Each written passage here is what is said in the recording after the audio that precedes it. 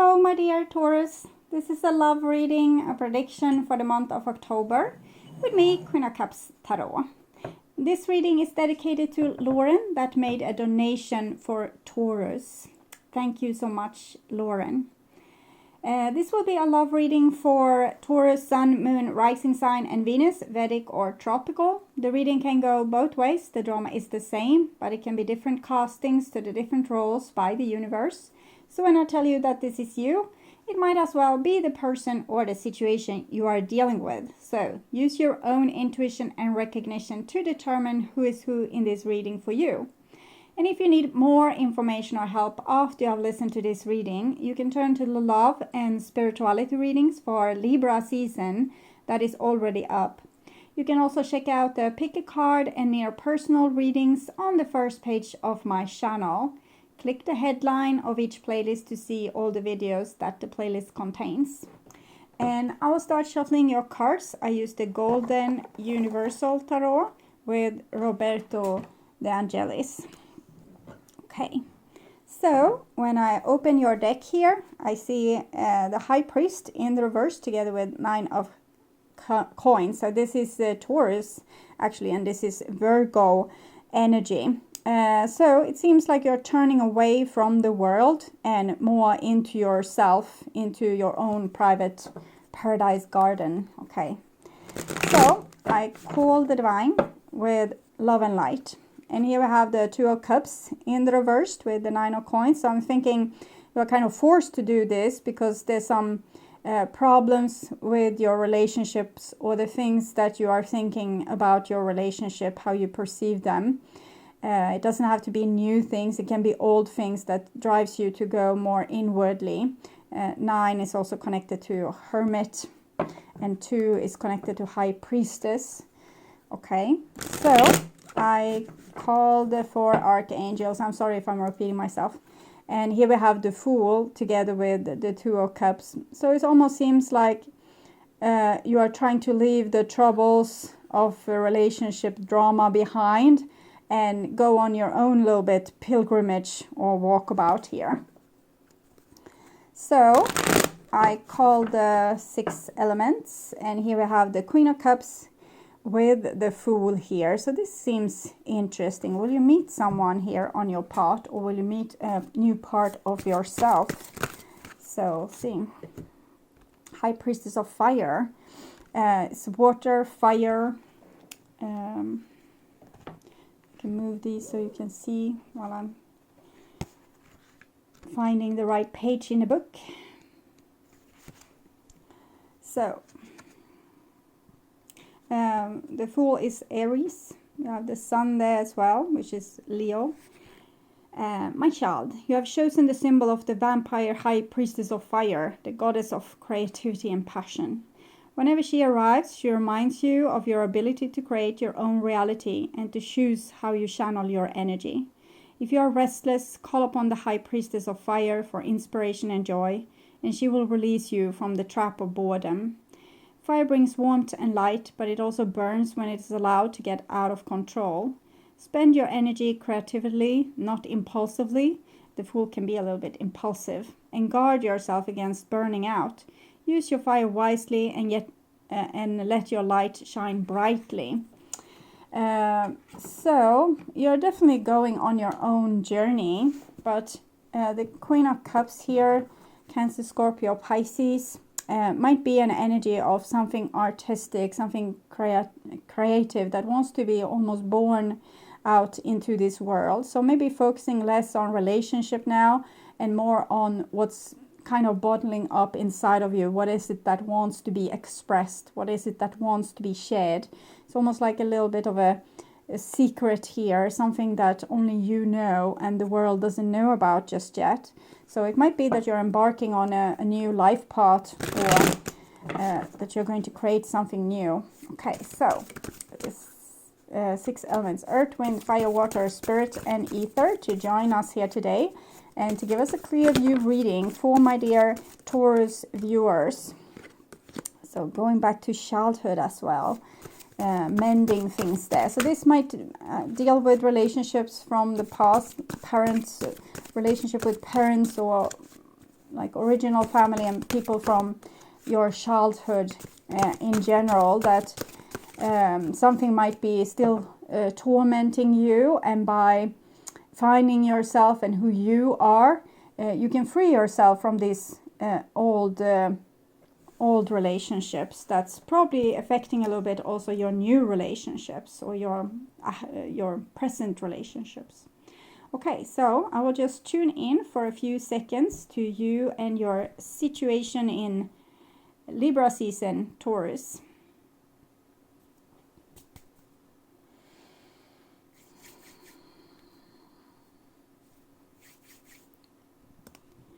So this is the new bottom of the deck, and we have the King of Wands, so works very well with the High Priestess of Fire, the masculine counterpart maybe. So again, creativity, being the master of your own universe, finding out what your inspiration is and go for it. Either it's something personal or something within love. Okay, and this is the old bottom of the deck, and we have the Empress in the reversed. The Empress is also Taurus. We also have the High Priest in the reversed. So it might be that you have really exhausted your resources. Maybe you have focused too much on spending your energy on things you don't like, and too little on spending them on things you do like, or spending them thinking about the things you don't want instead of the things you do want. Okay, so dream a little bit more. This is what's on your mind about the person most on your mind. This is the situation with said person, and this is what's on their mind about you. This is their feelings, your feelings towards them, sorry, and this is the bond between you. This is their feelings towards you, your behaviors and attitudes, outcome for October, and their behaviors and attitudes. So I'll start with the situation. And we have the Three of Cups, so everything seems well in your present day relationships. It might be a lot of friendliness, a lot of laughter, invitation, like inviting other people to your home, having dinners, going on parties, might be different celebrations, birthday celebrations, things like this. This is it's a family kind of love in many occasions, the sweet love we have amongst the family that we are very loyal towards, but it can also be amongst friends, this kind of energy what you feel when you are with your bestest of friends and being able to share your secrets and thrills in your life with them. So beautiful. And this is what's on your mind about the person most on your mind. And we have the Seven of Wands here in the reverse. So you're trying to kind of get them off your mind. And it was a little bit what I advised you. If there's things that's not, making you happy today, thinking of it, it probably pops up in your mind, in your every day when you're doing something and you start thinking about this situation and you're trying to, no, I don't want to think about it, I don't want to hear about it. So it's good. It's a very good exercise to become more aware of what you are thinking, to catching yourself with thinking about these things you weren't supposed to think of. It's very hard to think about things, hard to not think about things you don't want to think of. It's very easy to go there and start thinking about it. But to notice it, it's really only a practice of awareness. And we can't help by thinking like this. But when we are aware, we can stop ourselves for a little while. And then we'll start again and think about this person or this situation. And we realize it, we can let it go. But we can also take note, what is it that I'm constantly thinking about? Because it's a little bit like the oil lamp on your car. It's blinking for a reason. So it might be the next step, the next thing you need to heal. And you can focus on it.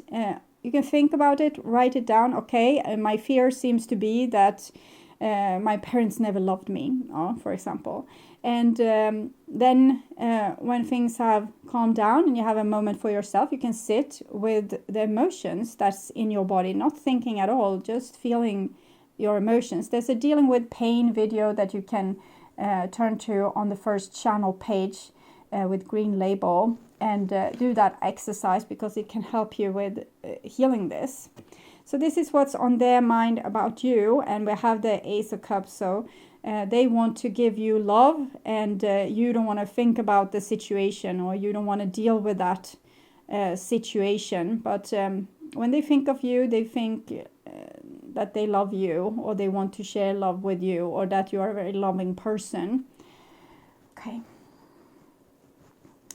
And this is the bond between you two. And we have the Chariot. So the Chariot is, when it comes to relationships, it's about traveling forward in a relationship together.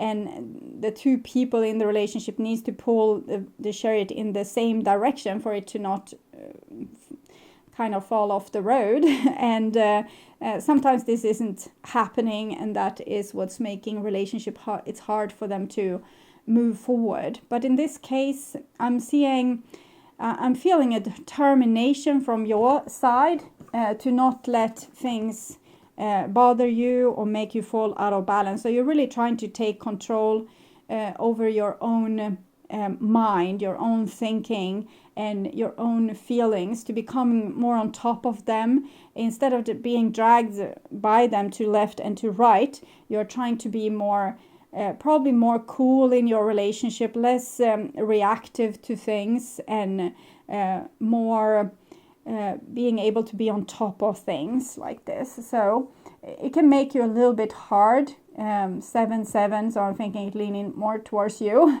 It's can make you a little bit hard, and because you're trying to be calm, so that can make you a little bit numb for situations where you need to be more like the Queen of Cups, more like with your antennas out.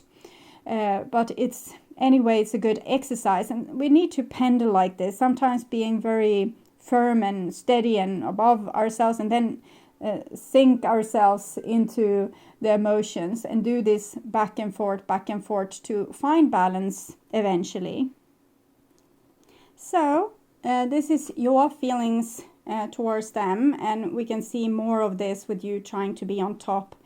Here you're sitting driving this chariot, and here you're sitting on your throne, both in power positions, and here you also have your back turned towards the situation. So I'm thinking you're really trying to strengthen yourself, to not let old situations or relationship in general to kind of come up to your awareness and ruin your day. So you're trying to be calm about it and not let people or situations hurt you, because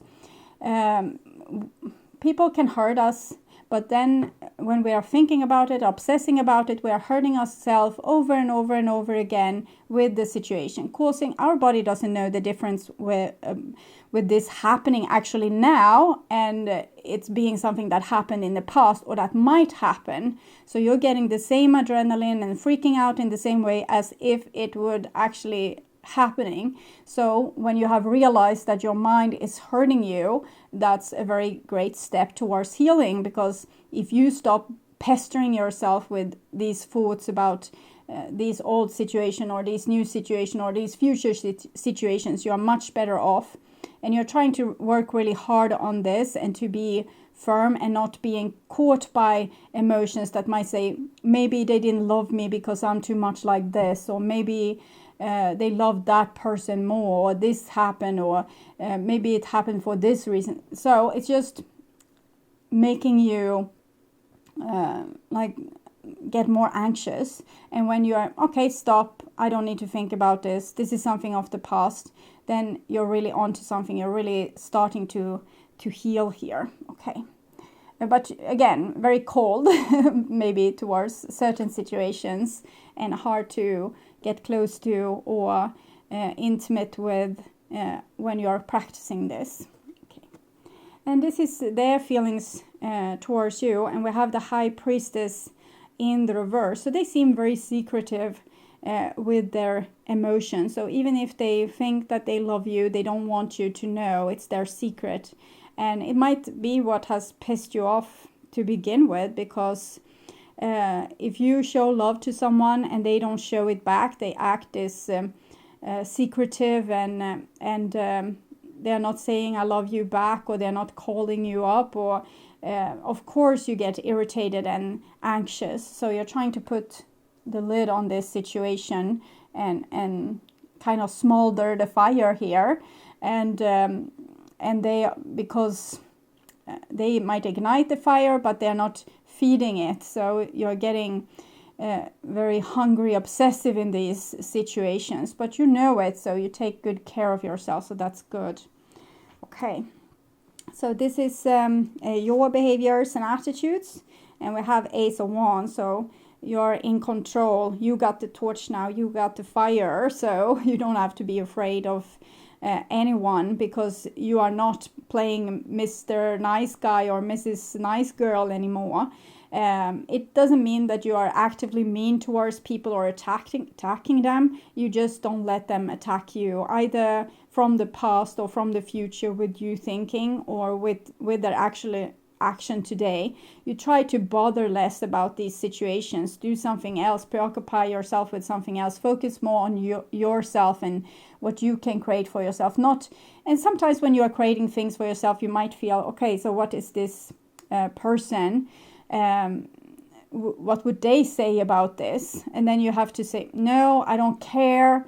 It shouldn't bother me. It's what I think about this. I don't care what other people think about this. I'm doing this for me, because this is my expression. So it might be a little bit like stage fright as well, that we are constantly judging ourselves from other person's perspective in our own heads. Okay. And this is their behaviors and attitudes, and it's the Queen of Swords. So again, they're acting very cutting towards you, very judgmental, acting like they don't care about you, that you are not important and you don't matter. So there's a real reason to why you have chosen this approach, and it's the correct one, and it's the one that you need for your healing. So I would want to know why they are this cutting towards you, why they are so secretive with their emotions. Oath. Maybe they don't want to promise you too much, or they feel like they can't keep their promises if they share what they really feel, or maybe they feel that they have broken promises already, so it's no use here to put any effort in, basically. So, my lovely child, you have chosen the symbol for oath. This is the symbol for all promises, and it's a reminder to keep the ones you have made. An oath is never made lightly nor in jest. Promises are meant to be honored. When you choose this symbol, perhaps it's time to look at how you have made your promises. Have you crossed your fingers behind your back, relinquished the magic that binds you to your oath? Has anyone broken his or her promise to you? Let the person go. Don't hold on to resentment, or don't hold on if someone refuses to be honorable. You don't want this person in your life. For now, the most important promise you can make is to yourself. Promise to be kind, loving, honorable, and good. Do no harm. To belong to me, you must keep that promise. So it feels like they feel that they have been dishonorable in some way, so they might not be worthy of your love even, and they don't want to be ashamed of their own behavior, so it's almost like they're pretending that it's your fault or you are the problem, but deep down inside they know that they are the problem in one way or the other. I'm not making the reading for them, so I can't really maybe figuring it out all entirely, and it can be different for different people, but they are trying to keep their face because they don't want to lose their face, and losing their face would be to admit to loving you and maybe have to admit to what they have done towards you. Okay, so this is the outcome, and we have the 6 of coins. So you are not angry with them really, and you're not really resentful either. If they would be nice, you would be nice. If they would act with love, you would act with love. But you don't have to, flip over backwards or jump through burning circles or anything for them when they are not doing this for you. So you don't have a beef with them. They don't have to behave in certain ways. You have kind of detached yourself, and you can just you can afford to be friendly. You can afford to, if they reach out, you can be normal. You don't have to be resentful or bitter or anything. You just say, okay, lovely to hear from you, and I hope everything is good with you. What has been going on? Okay, nice. So they are kind of deciding what degree what level this relationship should be on. If it should be like ice cold, well, you can be ice cold. If it's going to be warm and friendly, you can be warm and friendly. If it's going to be lovingly and open and intimate, you can be lovingly open and intimate. They are choosing the level where you can integrate or meet. Okay. So I'm going to take a spirit message oracle, seek. And this is a little bit what we saw in the beginning. The power of spirit exists in all things. Everything is made of energy, and every single thing in your physical world contains a fragment of spirit, including you. We are all one with spirit and always be connected to one another. So you're getting this understanding that, well, you can love them, but you might not be able to be with them because of their cutting behavior towards you.